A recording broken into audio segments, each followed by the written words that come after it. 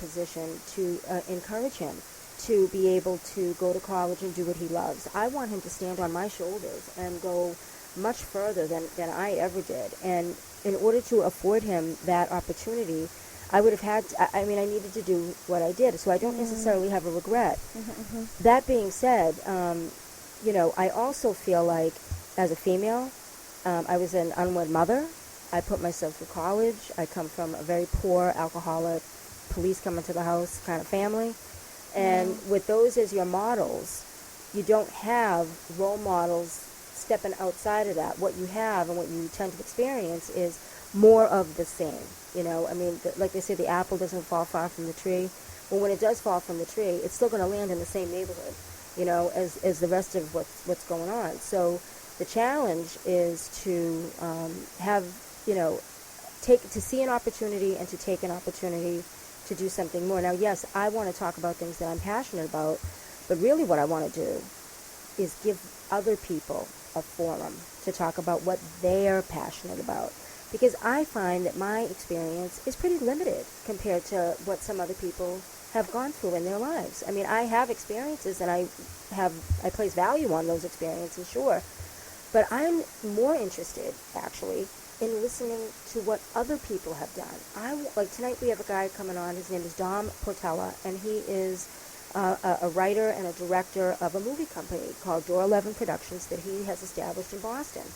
I'm fascinated by that, I went to, I'm trying to get these girls to come on the show that are part of what's called the Boston Derby Dames. They are a female roller derby club.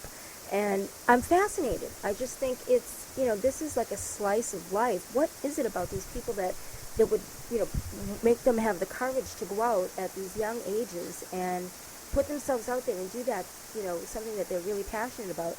I more or less, yes, I'm being selective in the sense that the people that I'm interested in are going to naturally be a reflection of my own personal biases to some extent.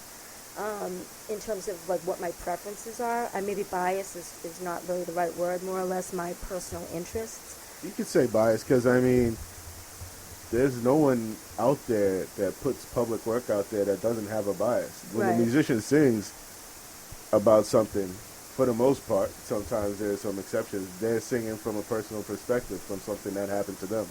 They personalize their experience. When a reporter talks about something that they're passionate about, they call in on our show. So caller, are you a reporter? You're welcome to the Minority Men Show. Hey everyone, it's Adaya. Hey, Adaya. You're not a reporter, but you do more. How you doing? Okay. I'm living, taking it day by day. All right. And have you been listening to the show? Have you heard Anne Marie's story? No, I did not. Actually, I just want everyone, if they could just, put out some prayers for my grandmother. She has 2 aneurysms. So I've just been dealing with one thing after another, so I haven't really even had time for myself. I'm so sorry. That's terrible. Yeah. Well, Adaya, you're always in our prayers, and, you're a family member, so, we're always thinking about you. And thanks for calling. We love hearing your voice, Is she home now, or? She has to undergo surgery, so she's getting prepped for that. Oh, wow. Yeah. Yeah, I hope everything works out, and I hope your grandmother recovers soon. I do too. Yeah. Thank you. All right. Well, thank you very much. Adai, really like I nice said, hearing everyone. Absolutely. Nice to hear from you too. It's lovely hearing your voice again, and we look forward to you being back with us and chatting it up. Yes, I miss you all very much. Same here, and your prayers will definitely be with us. Thank you very much. All right, have a great day. Have a blessed evening, everyone. You do the same. All right. So one of the questions I have, I sit here and, your experience are motivating. You have an extensive background. Now, going through life, what would you tell your son? What would you say to him to say, listen, this is where I'm coming from, this is where I want you to go? What I say to him, and I actually have had that conversation with him to some to some level, because I don't want to force him to do anything that he doesn't want to do. Mm-hmm. And I've even said to him, you know what, John, I want you to be able to do whatever it is that you're passionate about, but I also want you to be self-sufficient. I want you to be able to make sure that when you are ready to have a family, that you can be there for that family, and that you're not dependent on anybody else, any other institution, any other government, any other, source, that you can rely on yourself and stand on your own 2 feet. So I've sort of got a dual process here. On the one hand, I really encourage him to pursue his art. He's very good. He likes to draw, and he's interested in books and ideas, and he's a communicator. So I really want to, and I do encourage him to pursue those things.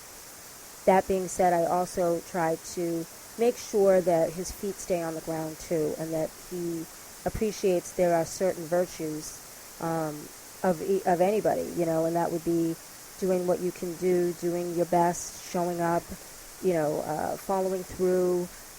If you're going to be someplace, show up on time, taking care of yourself, self-love, nurturing yourself. And at his age, that means taking a shower. You know what I mean? Taking a shower, brushing your teeth. Like, I feel like there were so many things that I wasn't instructed in that I had to sort of learn by looking around me, that if I can just save him the trouble of having to go through that, what I would consider to be an unfortunate period of self-discovery at too young an age, if I can equip him with the tools that he needs on that level, so that they're just internalized and that he just operates from that place, that, I'm freeing him up to be able to pursue those higher callings, those higher desires to do something creative. And he might not want to do something creative. I don't know yet. I encourage him to, and I would be thrilled if he did. But again, he's got his journey, and the best thing I can do is to hopefully, live by example. But whatever he decides to do, you just hope that he does it to the best of his ability. Exactly, and that he follows a voice that isn't fear-based. I feel like I followed a very fear-based voice when I was younger, because I've been living on my own since I was 16. And when you're 16 and you have to figure out where you're going to live and how you're going to pay for that and how you're going to get to school because you're still in school and doing all these other things, and be female too, let's add to that, there is a sense of fear and trepidation that I sort of brought to my life as a youngster, that I have I hopefully already accomplished, not, creating that sort of environment for him. So when is the book coming out? Yeah, when I can sit down and write it, That's actually a good point, though. I mean, I would love to write, but it's also very painful. I mean, let's not joke. To write about your personal experience means you have to revisit that personal experience. Yes. And you have to be. You have to try to be honest about it too, because you don't want to just write a book where you're just looking at it from a perspective of everything was rose-colored. You kind of give it. What people can relate to is you being realistic about, hey, you know what, this was good about me, and this is where I fell, and these things are what made me the person that was able to write this book. Because the reason I say that is because this segment, motivating others through real experiences, is excellent, and you are that individual.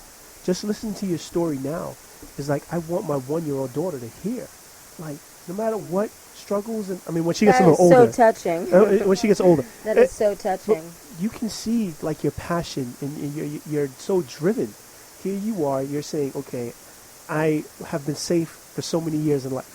Now I want to go out there and I want to do what I want.